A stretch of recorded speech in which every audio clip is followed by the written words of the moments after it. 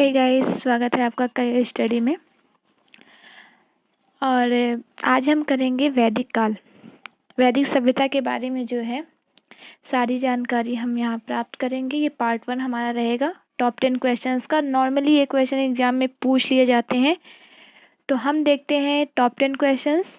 फिर पार्ट 2 में आपके टॉप 10 क्वेश्चंस और आएंगे, ऐसे 10 क्वेश्चंस आएंगे वैदिक सभ्यता से जितने भी इम्पोर्टेंट क्वेश्चंस हैं। तो उसके पहले आप चैनल को सब्सक्राइब कर दीजिए, वीडियो को लाइक कर दीजिए और शेयर भी कर दीजिए। बेल आइकन को भी प्रेस करें ताकि हमारे आने वाली वीडियो की नोटिफिकेशन आपको मिलती रहे। चलिए चलते हैं अपने फर्स्ट क्वेश्चन की तरफ। आज का हमारा फर्स्ट क्वेश्चन है, वैदिक काल का समय था। ऑप्शन फर्स्ट 1500 से 1000 BC ईसा पूर्व, 1000 से 600 ईसा पूर्व, 1500 से 600 ईसा पूर्व और 2400 से 1700 ईसा पूर्व। तो देखिए यहाँ जो है लास्ट ऑप्शन तो आपको पता है, ये सिंधु सभ्यता का समय था जो मैं पहले वीडियो में मैंने कराया है, ठीक है। और उसके बाद देखिए यहाँ पर सेकेंड एंड थर्ड ऑप्शन देखिए, फर्स्ट एंड सेकेंड ऑप्शन देखिए। वैदिक काल का पहले मैं समय आपको बता देती हूँ। वैदिक काल का जो समय था वो 1500 से 600 ईसा पूर्व था। और अब देखते हैं हमारा जो 2 ऑप्शन और दिया है उसको। वैदिक काल को आपको पता है 2 भागों में बांटा गया था, 2 भागों में, ऋग्वैदिक काल और उत्तर वैदिक काल। तो पहला जो टाइम पीरियड दिया गया है 1500 से 1000 ईसा पूर्व वो ऋग्वैदिक काल का है। सेकेंड टाइम पीरियड 1000 से 600 BC ईसा पूर्व, ये जो है उत्तर वैदिक काल का है, ठीक है। अभी इस वीडियो में हम पहले जो ऋग्वैदिक काल से क्वेश्चन करेंगे, उसके बाद नेक्स्ट जो आपकी वीडियो आएगी पार्ट 2 उसमें जो है उत्तर वैदिक काल से रिलेटेड क्वेश्चन रहेंगे। इस तरह आपका वैदिक सभ्यता खत्म हो जाएगा, ठीक है। चलो, तो ये अब मैंने आपको इसकी जानकारी दे दी। चलते हैं नेक्स्ट क्वेश्चन की तरफ। देखिए ये समय यहाँ दिया गया जो मैंने आपको बताया। चलिए नेक्स्ट क्वेश्चन की तरफ। हमारा आज का नेक्स्ट क्वेश्चन है, वैदिक सभ्यता थी नगरीय ग्रामीण दोनों, इसमें से कोई नहीं। तो वैदिक सभ्यता कैसी थी, आपको पता ही है वैदिक सभ्यता कैसी थी। वैदिक सभ्यता जो थी वो ग्रामीण सभ्यता थी और आर्यों ने इसे, इसका निर्माता किसे कहा जाता है, वो कहा जाता है आर्यों को। चलिए चलते हैं अपने नेक्स्ट क्वेश्चन की तरफ।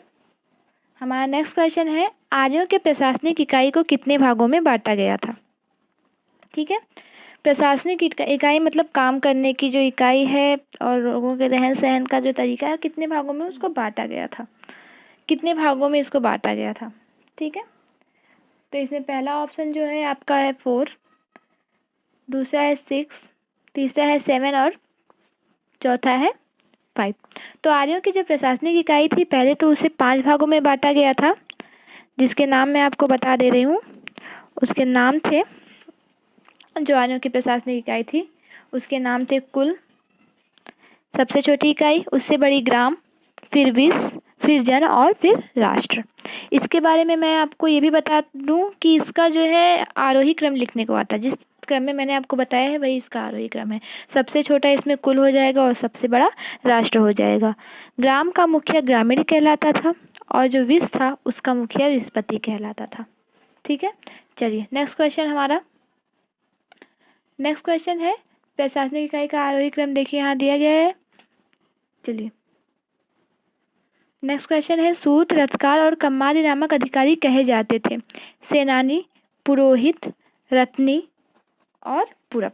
चलिए, तो इसमें सबसे जो है सूत, रथकार, ये सब अधिकारी क्या कहे जाते थे, इसमें रत्नी कहे जाते थे। क्या कहे जाते थे, रत्नी कहे जाते थे। और इसमें जो सेनानी और पुरोहित हैं, ये सभी राज्य अधिकारी, जितने भी राज्य के उस राज्य में अधिकारी थे उसमें सबसे ज़्यादा प्रमुख यही होते थे, सेनानी और पुरोहित।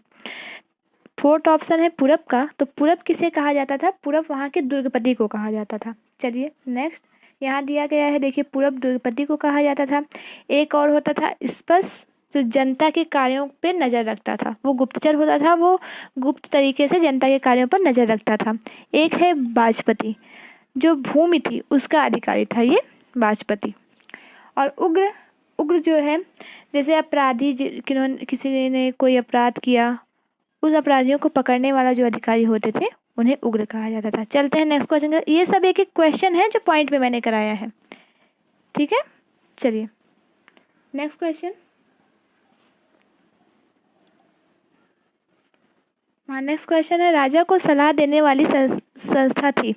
सभा, समिति, स्पष्ट। स्पष्ट के बारे में मैंने आपको बताया, ये गुप्तचर होते थे जो गतिविधियों पर नज़र रखते थे जनता की। और सभा और समिति, इसमें ऑप्शन जो सही हो जाएगा वो ए और बी दोनों हो जाएगा। सभा और समिति दोनों ही राजा को सलाह देने वाली संस्था थी। चलिए नेक्स्ट क्वेश्चन, युद्ध के लिए किस शब्द का प्रयोग किया जाता था? युद्ध के लिए जो शब्द का है उसका प्रयोग किया जाता था वो था गविष्टि। गविष्टि शब्द का प्रयोग युद्ध के लिए किया जाता था। यहाँ एक किसान जो ऑप्शन में दिया गया है वो जो है, जो सभा और समिति थी उसके अध्यक्ष को कहा जाता था, ठीक है। जो राजा को सलाह देने वाली संस्था थी, सभा और समिति, उन्हें कहा जाता था, उनके अध्यक्ष को ईशान कहा जाता था। और अधन्या शब्द का प्रयोग, ये भी एक क्वेश्चन है। जितने भी ऑप्शंस के बारे में बता रही हूँ ये सारे क्वेश्चंस है, ये कहने के आपको ये टॉप 10 क्वेश्चंस है, इसमें मैं लगभग 25 से 30 लाइन आपको करा दूंगी। तो अधन्या जो है ये गायों के लिए प्रयोग किया जाता था, ठीक है। चलिए, और वहाँ जो है ये वैदिक सभ्यता थी, वहाँ गाय को मारना बहुत बड़ा अपराध माना जाता था। चलिए, 10 लाख युद्ध का उल्लेख ऋग्वेद के कौन से मंडल में हुआ है? 3, 10वें, 7वें या इसमें से कोई नहीं?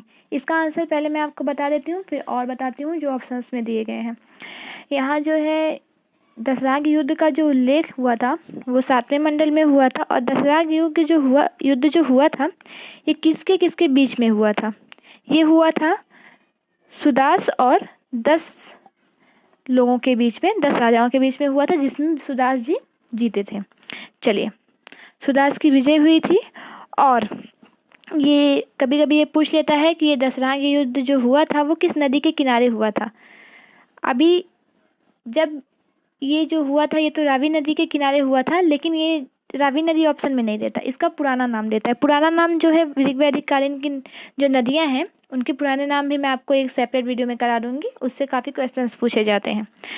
तो ये पौरुषी, ठीक है, पौरुड़ी, पौरुषड़ी, इसका ये नाम है, ठीक है। चलिए, रावी नदी का पहले ये नाम हुआ करता था। चलिए, तीसरे मंडल में, यहाँ तीसरा दिया है, तीसरे मंडल में आपको पता है किसका?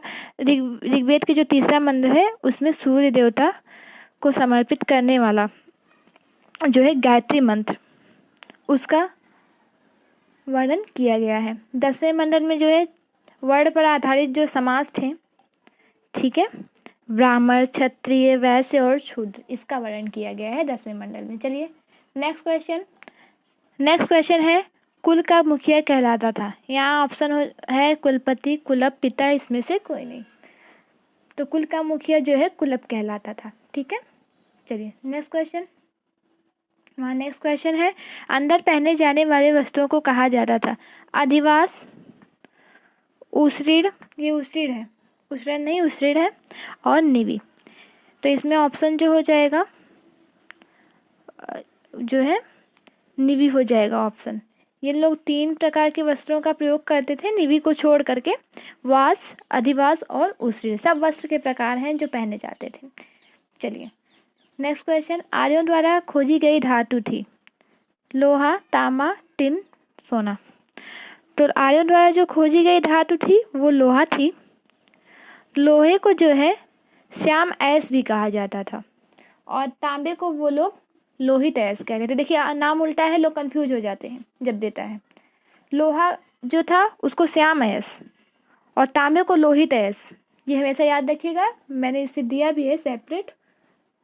चलिए ये देखिए सेपरेट दिया है, इसको याद रखिएगा। चलिए आज के लिए इतना ही, मिलते हैं नेक्स्ट वीडियो में वैदिक सभ्यता के पार्ट 2 टॉप 10 क्वेश्चन के साथ। चलिए bye bye and take care. Please like, subscribe and share our videos.